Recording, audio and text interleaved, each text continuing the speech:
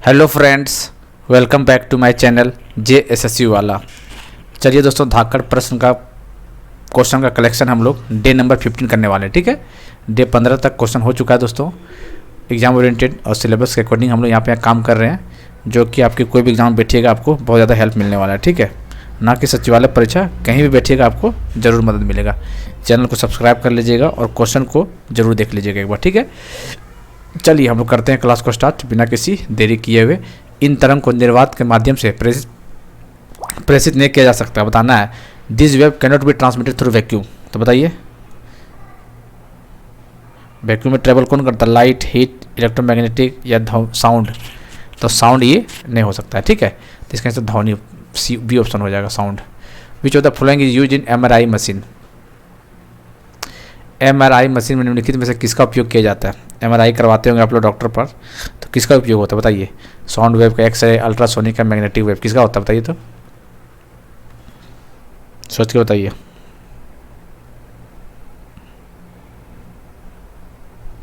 चलिए, किसका होता है? Magnetic resonance imaging. इसका फुल फॉर्म ही है मैग्नेटिक रेजोनेंस इमेजिंग। तो इसका आंसर क्या हो जाएगा? इसका आंसर हो जाएगा D option. D is the right answer. ठीक है, कूलिंग ट्यूब का उत्पादन करने के लिए उपयोग किया जाता है, किसका उपयोग? Cooling tube is use to produce क्या?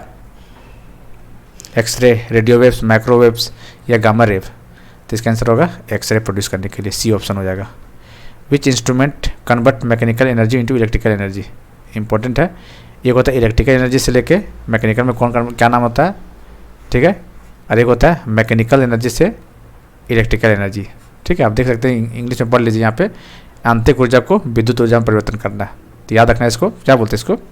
ये आपको जो शॉर्ट नोट्स आपको फिजिक्स का देने वाले अभी हम तैयार हो रहा है, उसमें ये क्वेश्चन 2-4 यहाँ पे कन्वर्जन भी दे दिए। ठीक, 4-5 सवाल यहाँ पे, वहाँ से आपको हो जाएगा। ये सब चीज़ वहाँ पे मिल जाएगा आपको।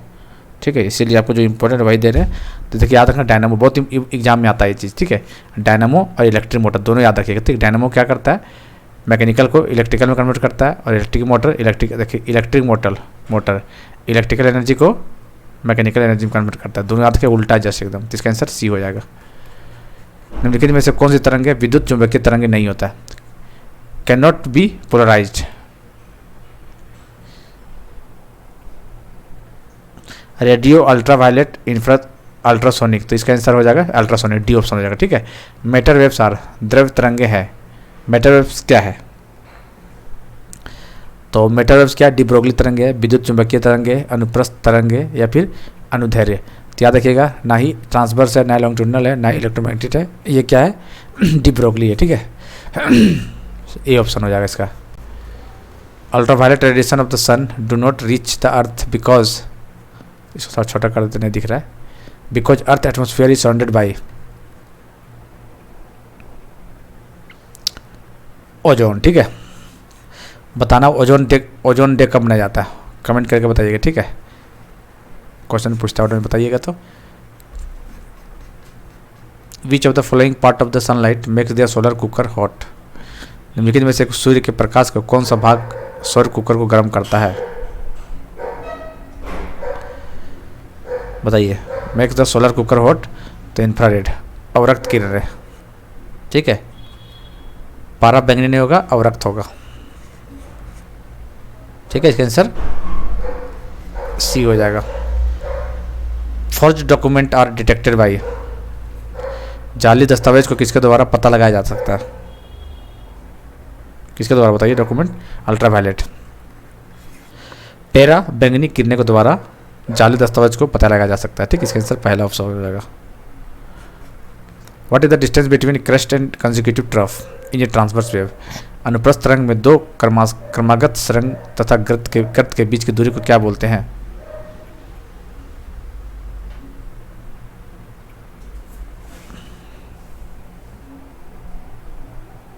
बताइए, distance between the crust and A consecutive trough.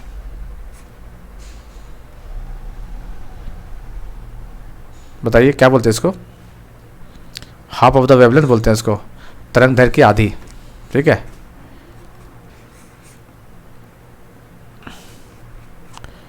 कोई व्यक्ति सूक्ष्मदर्शी और दूरदर्शी अंतरों में अंतर क्या देखकर जान सकता है? One can distinguish telescope from a microscope by observing.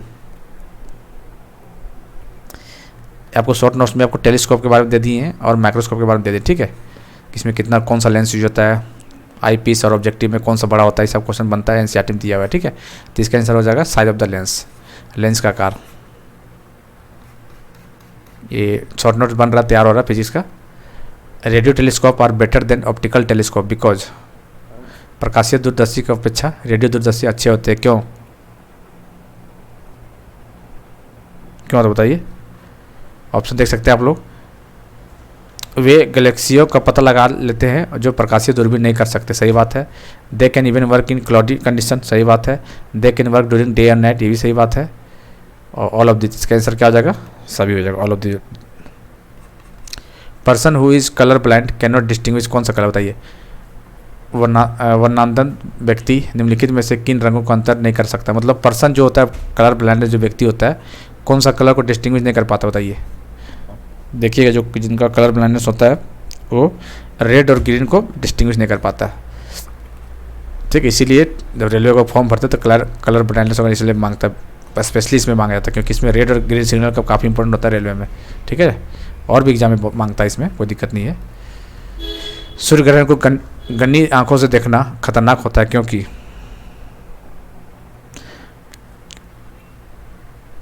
I dangerous to observe solar eclipse with naked eyes because ultraviolet radiation from the sun burn our retina, ये तो होता है। तो इसका आंसर बी हो जाएगा। The plate of blue glass appear blue in sunlight, क्योंकि नीले रंग की कांच की प्लेट नीले रंग की प्रतीत होती है, क्योंकि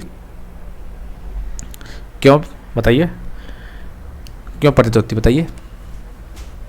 the plate of blue glass appears blue in sunlight because it transmit blue light, या नीले रंग की रोशनी को प्रसारित करती है। इसका आंसर बी हो जाएगा। ऑब्जर्व नहीं करती है, ट्रांसमिट करती है, ठीक है ना, ध्यान दीजिएगा इस बात को। सोलर सेल वर्क किस प्रिंसिपल पे काम करता है। सोलर सौर photovoltaic effect, photoelectric effect, photo क्यूटिव इफेक्ट, या फिर फोटोसिंथेसिस। तो फोटो वोल्टेक इफेक्ट किस पे काम करता है, सोलर सेल फोटो वोल्टेक इफेक्ट पे, पहला ऑप्शन हो जाएगा। लाइट ट्रेवल फास्टर इन, बताइए किसमें फास्ट होता है, नाइट्रोजन में, एयर में, स्टील में, वैक्यूम में। तो लाइट जो ट्रेवल फास्टर कितने में होता है, ऑप्शन देखिए बताइए। तो इसका आंसर क्या हो जाएगा, वैक्यूम, निर्वात में, ठीक है। An object with a constant speed, उसको क्या बोलते हैं, an object with constant speed. Constant speed इसका मतलब कि अचर गति के साथ एक वस्तु, it is not accelerated, might be accelerated, is always accelerated, also have a constant velocity. An object with a constant speed, इसका मतलब क्या हुआ, इसका मतलब ये जरूरी थोड़ी हुआ कि त्वरित नहीं होगी, इसका मतलब ये हो सकता है, ठीक है, हो भी सकती है, नहीं भी हो सकती है।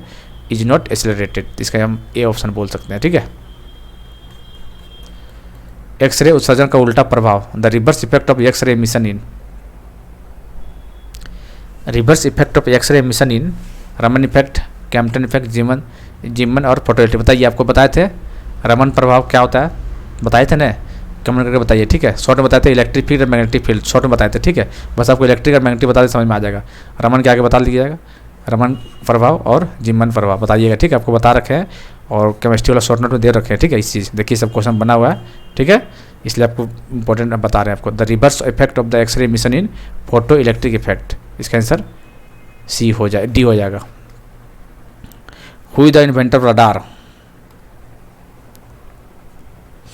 इंपॉर्टेंट रडार का आविष्कारक का नाम पूछा है, ठीक, कौन किया दोस्तों। तो आप सब ऑप्शन देखिएगा, बहुत लंबा टाइम लगेगा, बस सिंपल याद रखिए, एच टेलर और लियो सी यांग, या सी टेलर और लियो सी यांग, इसका कौन है रडार का इन्वेंशन करता है, ठीक है, D option. Dash are use for communication artificial satellite,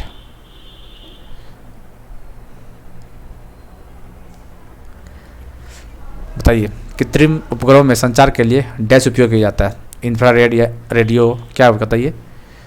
artificial satellite में कम्युनिकेशन के लिए रेडियो वेव का जरूरत पड़ता है, ठीक है, इसका आंसर बी हो जाएगा। चलिए, एक न्यूमेरिकल है, आपको बताना आपको, ठीक है। How much mechanical work must be done to complete melt 1 gram of ice.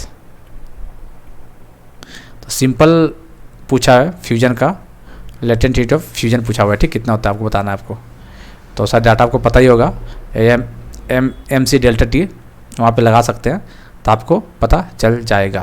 तो आपको डाटा याद रख सकते हैं 336 जूल, ठीक है, याद रखिएगा आपको।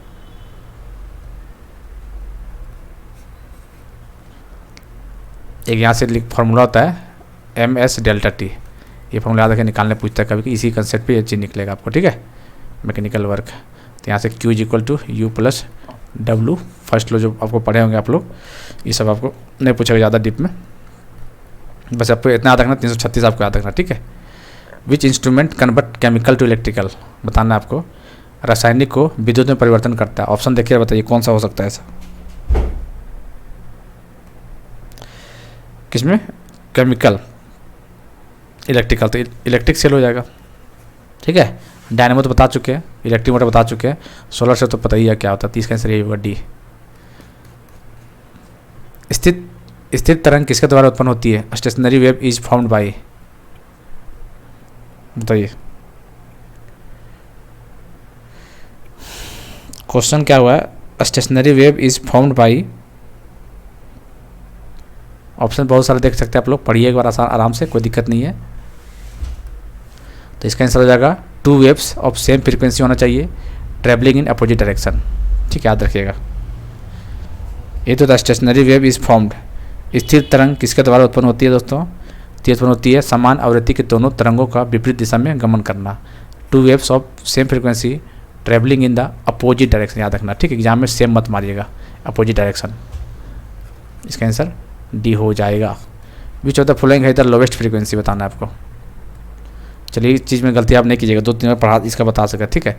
ऑप्शन देख सकते, जीसी रे बताए थे ना, कॉस्मिक रे, gamma ray, X ray, infrared, visible, ultraviolet red, microwaves, radio waves बता चुके हैं, ठीक है। तो यहाँ देखिएगा अल्ट्रावायलेट आगे है, एक्स रे भी आगे है, गामा भी आगे है, तो इसमें से किसका तो बताइए,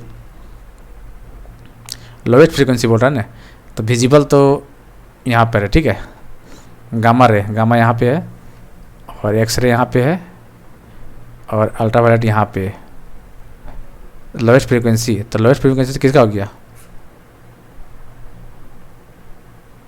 इधर से ज़्यादा लेफ्ट राइट वेवलेंथ बढ़ता है तो फ्रीक्वेंसी कम होगा, तो लोवेस्ट किसका होगा बताइए, अल्ट्रावायलेट का होगा ना, या विजिबल का होगा, चलिए कमेंट करके बताइएगा, ठीक है। निम्नलिखित में से किस में न्यूनतम आवृत्ति होती है, उसको देख लीजिएगा, आपको बता रखे थे ये चीज़, आपको पता होना चाहिए कि लेफ्ट से राइट वेवलेंथ बढ़ता है, वेवलेंथ जब बढ़ता है तो फ्रीक्वेंसी इसका मतलब कम होगा, तो इस हिसाब से उस हिसाब से बता लीजिएगा कि इसका आंसर क्या होना चाहिए, ठीक है। देखते हैं आप कितना लोग को याद है चीज़, ठीक है, और कोई दिक्कत, चलिए फिर इसका आंसर हम दे देंगे आपको ग्रुप में आंसर के साथ, कोई दिक्कत नहीं होगा।